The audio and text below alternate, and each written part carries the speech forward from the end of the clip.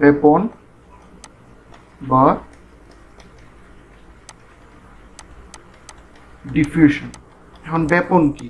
ব্যাপন হচ্ছে বায়বীয় পদার্থের একক। ব্যাপন হচ্ছে বায়বীয় পদার্থের একক, অর্থাৎ বায়বীয় অবস্থায় বায়বীয় অবস্থায় বায়বীয় অবস্থায় কোনো পদার্থ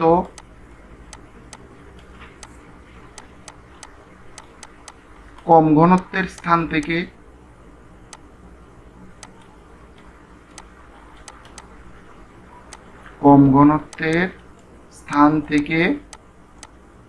বেশি ঘনত্বের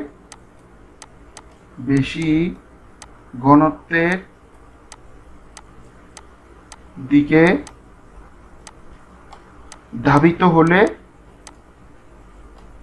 তাকে ব্যাপন বলে।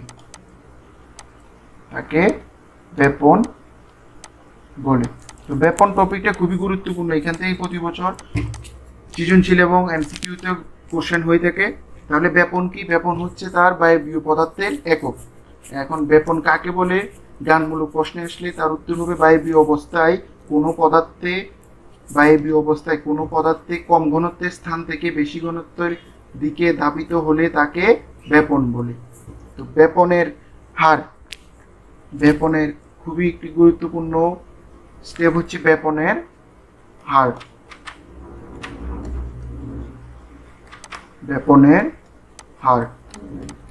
তো ব্যাপনের হার বলতে আমরা বুঝি ব্যাপনের হার ভর এবং তাপমাত্রার উপর নির্ভর করে।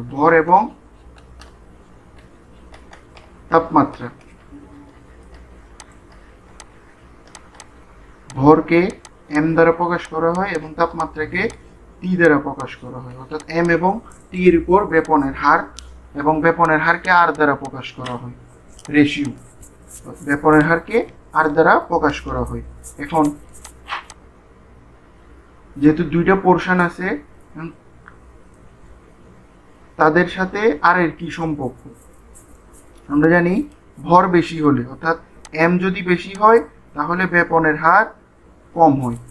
এম বেশি হলে ব্যাপনের হার কম হয়, টি বেশি হলে ব্যাপনের হারও বেশি হয়। তাহলে আমরা যদি ম্যাথমেটিক্যাল সম্পর্কগুলো লিখি, এম এর সাথে আর এর সম্পর্ক ব্যস্তানুপাতিক। এম এর সাথে আর এর সম্পর্ক ব্যস্তানুপাতিক এবং টি এর সাথে এম এর সম্পর্ক সমানুপাতিক। আমরা যদি এম বাড়াই তাহলে আর কমবে, মানে ব্যাপন হার কমবে। এম কমালে ব্যাপন হার বাড়বে। আর এখানে এম ও যদি কমাই তাহলে টিও কমবে, আর এম বাড়ালে টিও বাড়বে। বুঝা গেছে? তাহলে ব্যাপন হারের সাথে ভরের সম্পর্ক ব্যস্তানুপাতিক এবং ব্যাপন হারের সাথে টি এর বা তাপমাত্রার সম্পর্ক সমানুপাতিক। এখন ব্যাপন হারের কিছু নির্ভরতা আছে। ব্যাপন হার কিসের? 5টি জিনিসের উপর নির্ভর করে থাকে। ব্যাপন হার কয়টি জিনিসের উপর নির্ভর করে? 5টি জিনিসের উপর নির্ভর করে। এগুলো হচ্ছে অনুধাবনমূলক বা প্রয়োগমূলক যে কোশ্চেন হয়ে থাকে আমাদের, সেখানে কাজে লাগবে এই ডিটেলস আলোচনাগুলো। তো প্রথমে হচ্ছে পদার্থের অণুর ঘনত্বের উপর নির্ভর করে। পদার্থের অণুর ঘনত্ব বা ডেনসিটি, ঘনত্বকে ডেনসিটিও বলে। তাহলে পদার্থের অণুর ঘনত্বের উপর ব্যাপন হার নির্ভর করে। এখন পদার্থের অণুর ঘনত্বের সাথে ব্যাপন হারের সম্পর্ক কি? ঘনত্ব বেশি হলে ব্যাপন হার বেশি হবে, ঘনত্ব কম হলে ব্যাপন হার কম হবে। এখানেও সমানুপাতিক সম্পর্ক। তাহলে পদার্থের অণুর ঘনত্ব যদি বেশি হয়, এটি যদি বেশি হয় আর বেশি হবে,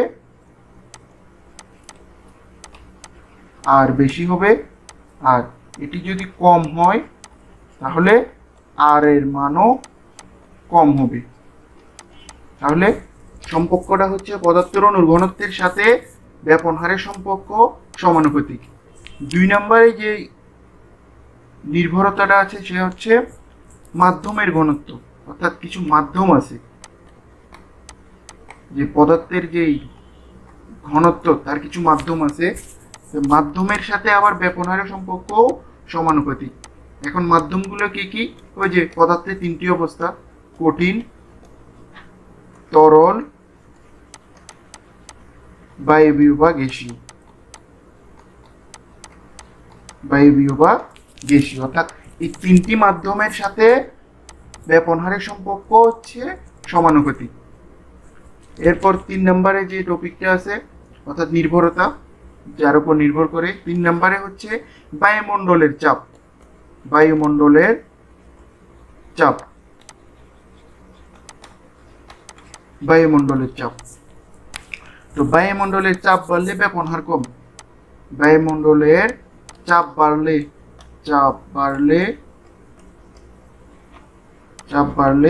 ব্যাপনহার কমে। এবং চাপ বাড়লে যেহেতু ব্যাপনহার কমে, তাহলে উল্টাটা হবে, চাপ কমালে ব্যাপনহার বাড়বে। ব্যাপনহার বাড়বে। তাহলে বায়ুমণ্ডলের সাথে ব্যাপনহারের সম্পর্কটা কি দাঁড়ায়? ব্যস্তানুপাতিক বা আনপ্রপোর্শনাল। তাহলে ব্যাপনহার is not proportional বায়ুমণ্ডলের চাপ। বায়ুমণ্ডলের চাপ। তো বায়ুমণ্ডলের চাপের যেহেতু কথা আসছে, বায়ুমণ্ডলের চাপের যে পরিমাণ কি দ্বারা বায়ুমণ্ডলের চাপ পরিমাণ করা হয় তার একক হচ্ছে ব্যারোরিমিটার। ব্যারোরিমিটার অর্থাৎ ব্যারোরিমিটার দ্বারা বায়ুমণ্ডলের চাপকে পরিমাপ বা মেজার করা হয়।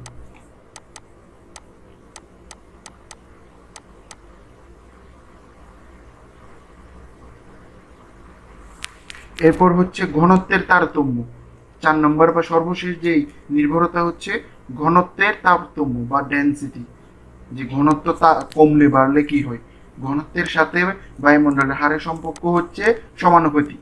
তো আমরা যদি ঘনত্ব বাড়াই, ব্যাপনহার বাড়বে, আর ঘনত্ব কমালে ব্যাপনহারও কমতে থাকে। ঠিক আছে, আশা করি বুঝতে পারছো। তাহলে ব্যাপন কি? আমরা যদি আবার সামারি করি, ব্যাপন হচ্ছে বায়বীয় গ্যাস বা গ্যাসীয় পদার্থের একক। এখন আর বায়ুমণ্ডল কাকে বলে? বায়ুমণ্ডল হচ্ছে বায়বীয় পদার্থের কম ঘনত্বের স্থান থেকে বেশি ঘনত্বের স্থানের দিকে ধাবিত হওয়াকে ব্যাপন বলে। অর্থাৎ এটা যদি আমরা আর একটু গুছিয়ে সংজ্ঞায়িত করি, তাহলে তাকে বলা যায় স্বাভাবিক বায়ুমণ্ডলীয় চাপ ও তাপে 3 অবস্থা ছড়িয়ে থাকাকে ব্যাপন বলে। স্বাভাবিক বায়ুমণ্ডলীয় চাপে এবং তাপে 3 অবস্থায় ছড়িয়ে পড়াকে ব্যাপন বলে। ব্যাপন হার নিয়ে আমরা আলোচনা করেছি। ব্যাপন হারকে আর দ্বারা প্রকাশ করা হয়। ব্যাপন হার কিছু বৈশিষ্ট্যের উপর বা কিছু প্রসারণের উপর বা কিছু অনুপরমাণুর উপর নির্ভর করে থাকে। আমরা 5টি নির্ভরতা নিয়ে পড়ালেখা করছি।